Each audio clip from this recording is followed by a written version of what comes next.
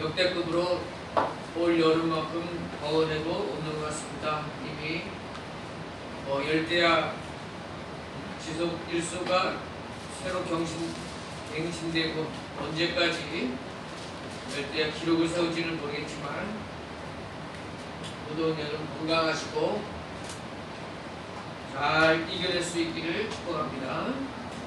신령한 너희는 이런 제목으로 갈라디아서 6장 1절 2절 중심으로 말씀 전할 때에 크신 은혜가 있기를 바랍니다.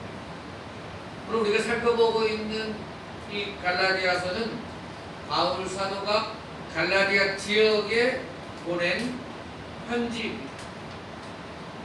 교리서이기도 한 이 갈라디아서의 별명이 자유의 대훈장이라고 말합니다. 그만큼 그리스도인은 예수님께서 우리를 자유롭게 하시려고 자신의 목숨을 들이셨고 그래서 이제는 죄로부터 자유로운 존재가 되었다 하는 것입니다.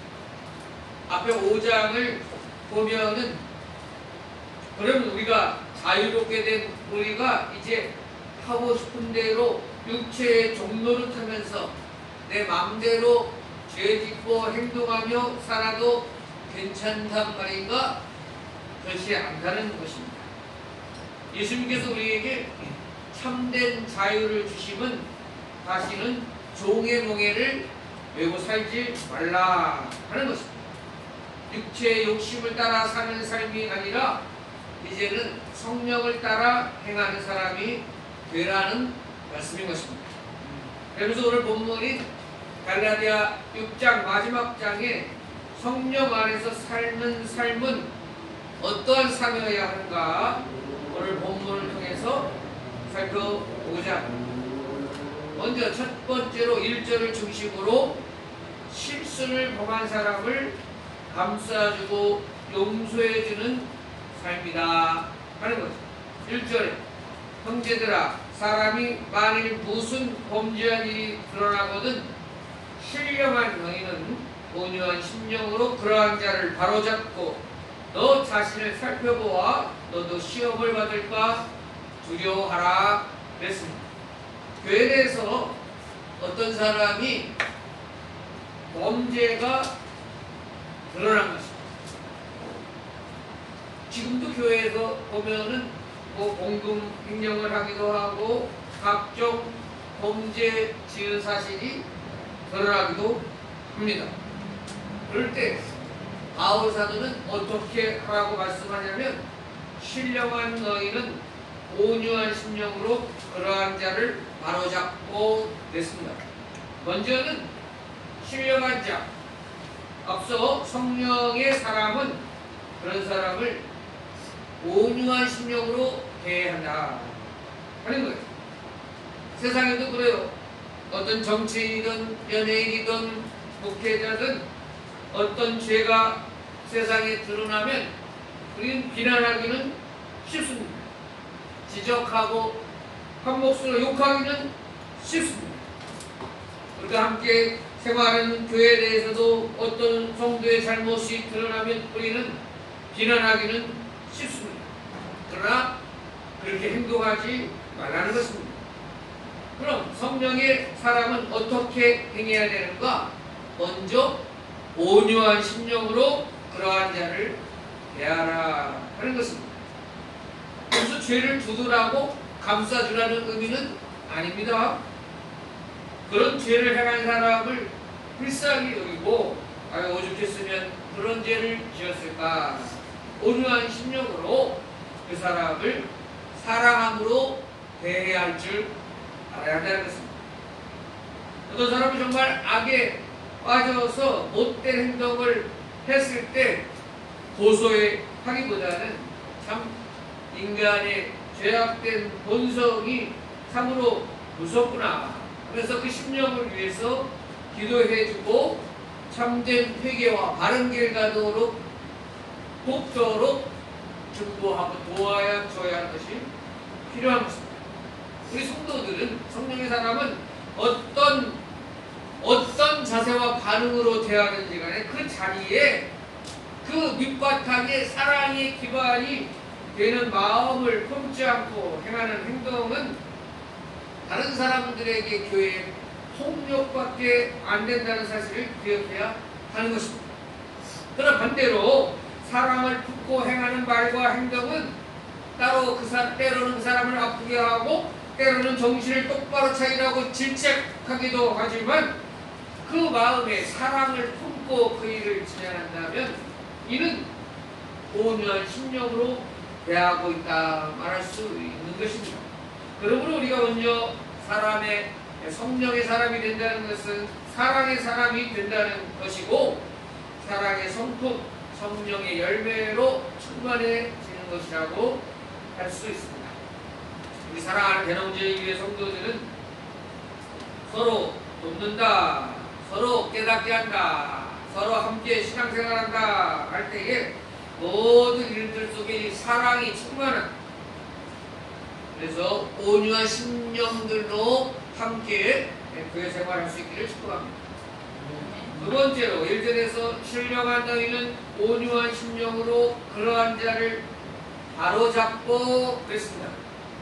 사도 바울은 교회에 대해서 범죄한 사실이 드러난 그 사람을 온유한 심령으로 대하지만 또한 바로잡으라 그랬습니다.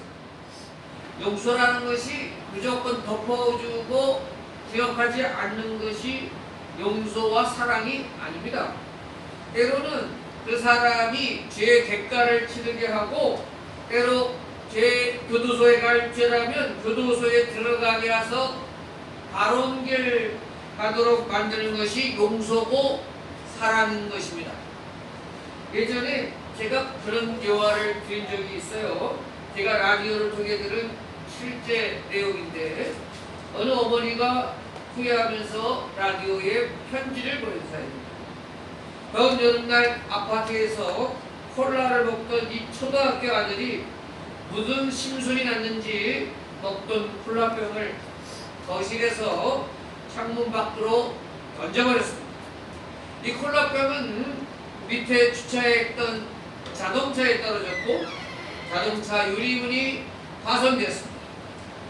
아파트 경비실에서 방송이 나옵니다. 몇 번 라일에서 병이 떨어져서 자동차가 파손됐으니 그 병을 던진 세대는 연락 주시기 바랍니다.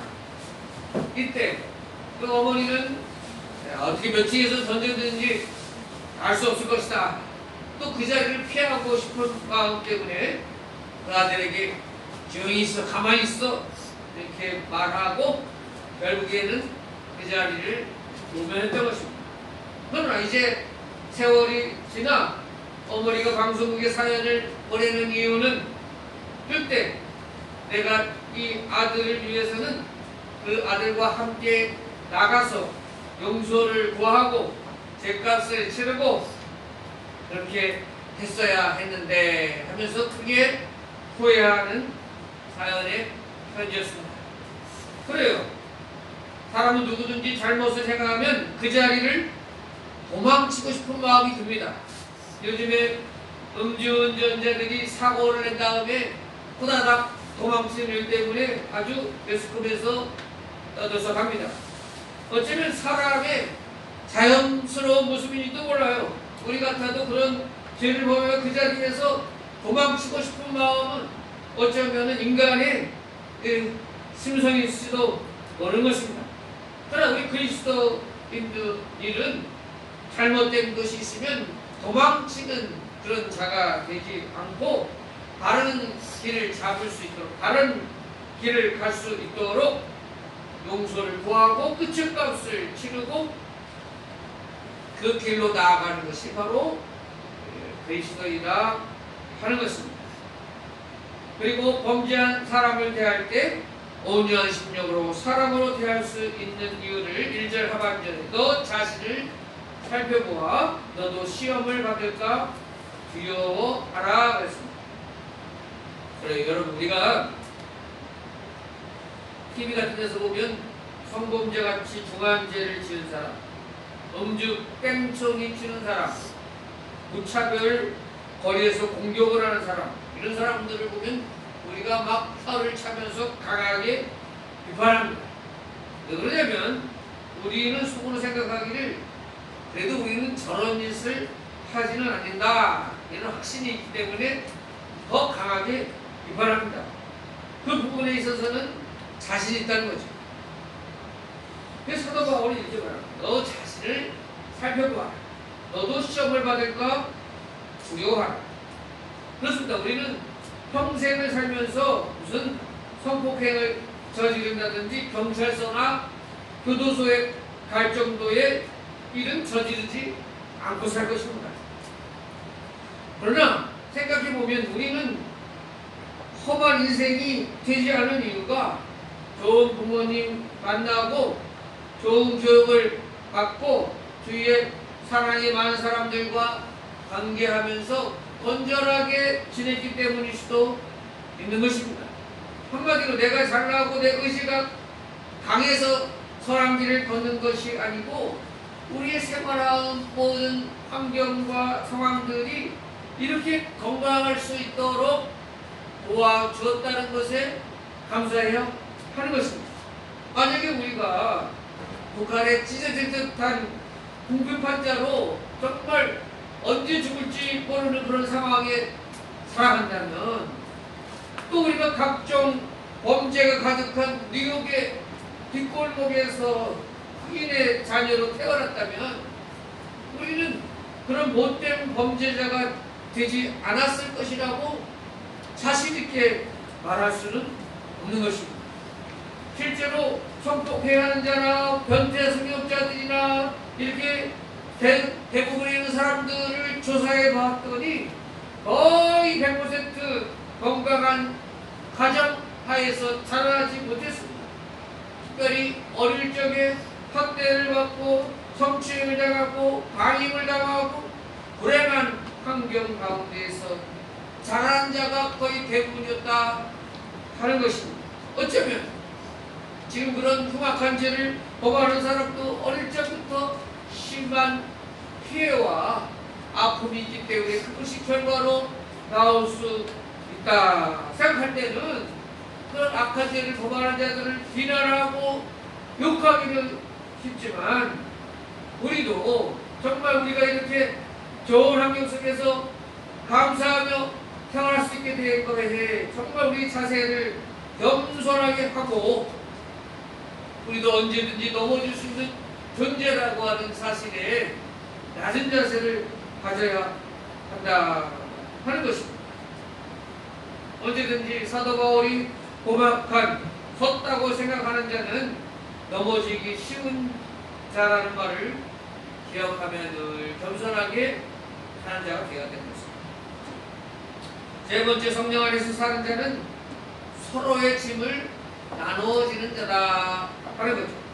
2절에 보면 너희가 짐을 서로 지라 그리하여 그리스도의 법을 성취하라. 그래서 그렇게 말씀하십니다. 너희가 짐을 지라 할 때에 그 짐이 성경에 주가 달린 것을 보니까 무거운 짐 이렇게 써 있어요. 한 사람이 지고 가기에는 무거운 짐이라 하는 것이에요. 우리 그리스도인들은 옆에 있는 성도들이 내 이웃이 혼자 감당하기에는 버거워 보이는 짐을 지고 갈 때에 그 사람과 함께 나누어지고 도와주고 하는 그 길이 바로 그리스도의 법을 성취하는 길이라 말씀하고 있는 것입니다.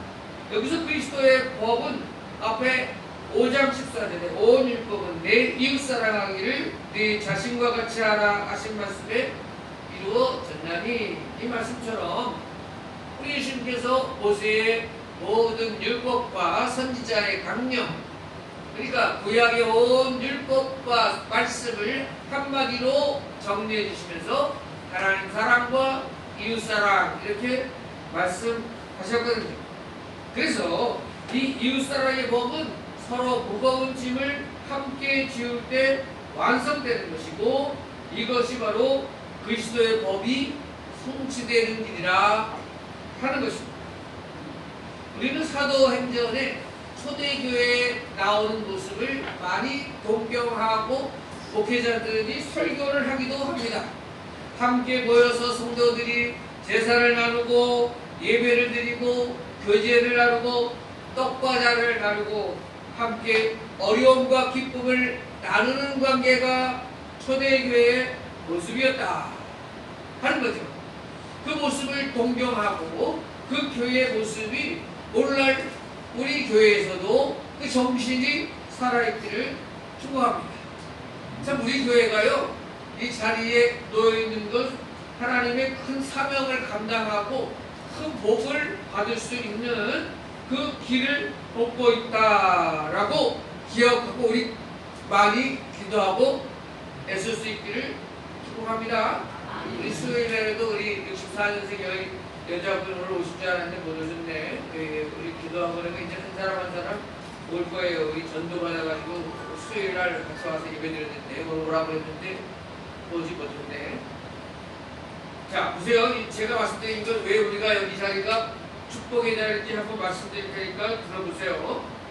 여러분, 강남이라든지 아니 평촌 아파트 지역만 해도 교회들이 큰 교회들도 그렇고 교회들이 서로 구제하고 이웃을 위해서 선한 일을 많이 하는 그런 교회들이 있어요. 후원을 많이 하는 교회들이 있어요. 그런데 생각해 보세요. 많은 예산을 들여서 저 광촌이나 가난한 사람들 위해 돈을 보내줄 수도 있고 또 물심양면으로 어느 때는 이렇게 팀을 짜서 한 번씩 쪽방 같은 데 가서 도와주고 연탄도 나누고 하는 것을 보셨을 거예요. 그런데 그들이 하는 도움 이런 부분에 있어서 한계가 있는 것입니다. 그런다면 그런 교회에서는 그 가난하고 병들고 약한 사람들과 함께 신앙생활하며 함께 먹고 마시며 생활하기는 어려운 것입니다. 그들이 돈을 통해서 가까운 먼 곳에 이렇게 보내서 도와줄 수는 있지만 그들이 몸으로 실천하며 부딪히며 사랑하며 살아가기는 힘든 것입니다. 왜 그래요? 그들이 살고 있는 주위에는 정말 그렇게 실질적으로 도움이 필요한 그런 약한 자들이 살지는 않습니다. 그런 자들, 약한 자들과 함께 신앙생활 하려고 해도 주위에는 그렇게 못 살고 힘든 사람이 거의 없습니다. 그렇기 때문에 멀리 보낼 수밖에 없는 거죠. 그런데 우리 교회 같은 경우는 사실 조금만 눈을 돌리고 조금만 관심을 가져 골목으로 들어가고 도움의 손길을 뻗치고 하면 실질적으로 돈뿐만 아니라 우리들이 사랑으로 우리들이 얼마든지 돕고 사랑할 수 있는 그 기회가 널려 있다는 것이죠. 그런 면에 있어서는 우리가 함께 그들을 우리에게 교회에 초대해서 함께 신앙생활하고 실질적으로 도와주면서 초대교회와 같은 모습으로 신앙생활하기에는 아주 좋은 위치에 놓인 것이 우리 교회라 하는 것입니다. 그래서 우리 전국에 있는 교회들이 많이 이렇게 전도도 하고 하지만 사람들이 뭐 보험도 들고 여러 가지 아이도 안 낳고 하는 가장 근본적인 이유에는 미래에 대한 불확실성, 다음 세대에 대한 불확실한 그런 것 때문에 하지 못하고 있는 거잖아요. 그래서 우리 초대교회가 감당했던 그렇게 구제하고 함께 생활하고 함께 먹고 하는 부분들을 사실 우리 공무원들이나 우리 나라에서 감당하고 있는 건 아니지만 있지만 그 부분도 완벽하지는 않죠. 그래서 우리 교회가 많이 나아가지고 전도도 하고 사랑을 베푼다고 하지만 예를 들어서 어떤 교회에서 그 교회에 들어온 사람에 대해서 병들고 약하고 돈이 없고 할 때에 이렇게 무료로 돈을 나눠주기도 하고 빌려주기도 하고 여러 무심적으로 도와준다면 그래서 그런 부분들이 세상으로 많이 소문이 나고 알려진다면 아마 전도하지 않아도 그 교회에 가서 내 몸을 의탁하고 함께 신앙생활하며 내가 정말 힘들 때 그 교회에서 병문안도 해주고 함께 기도도 해주고 죽도 쏟아주고 사랑을 베풀며 함께 생활하겠지라고 하는 확신이 든다면 자연스럽게 교회는 차고 넘치게 될 것이라 하는 것입니다.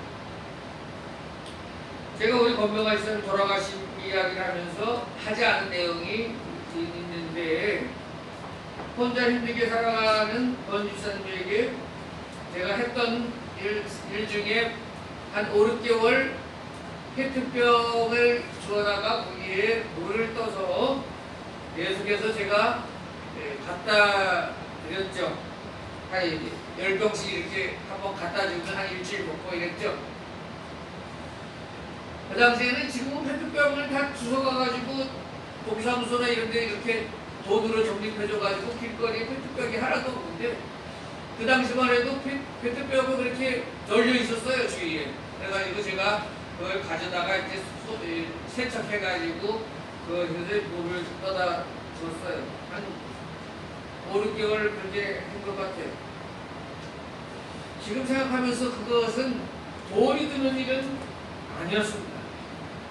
그러나 예수님께서 그리스도의 법을 성취한 함께 서로 짐을 나누라고 하는 거룩한 명령이 있었고 그것을 수행하면서 저는 도리어 복을 받았고 우리 교회에도 덕이 된 줄로 믿어요. 근데 지금 생각해보면 당시에 제가 감사함으로만 순종치 못했다 하는 것입니다.